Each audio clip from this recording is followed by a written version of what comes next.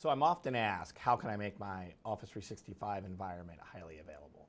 So let's start by saying the Office 365 service itself is already highly available.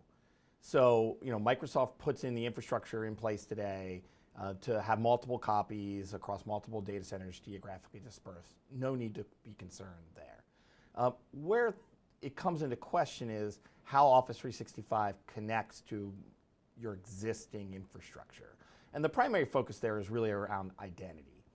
So there's really three options to do identity management, whether that be entirely in the cloud, to do directory synchronization with password sync, or Active Directory federated services.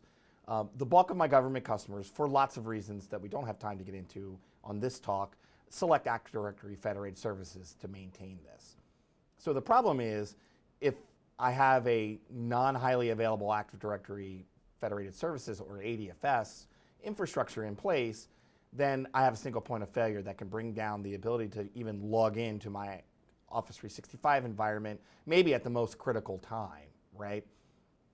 So what we need to do is, make that scalable and available no matter what's going on in your current infrastructure. So there's really two ways to attack this. One is to put the entire infrastructure in the cloud, leveraging Azure infrastructure as a service.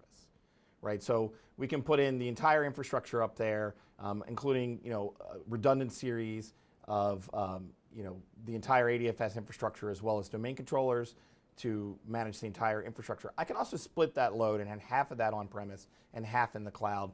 There's some reasons to select both, and both, however, would maintain the availability to maintain high availability for you on your infrastructure. So when customers come to me, Azure Infrastructure as a Service is the method in which I can make my identity management highly available so that my Office 365 environment maintains high availability.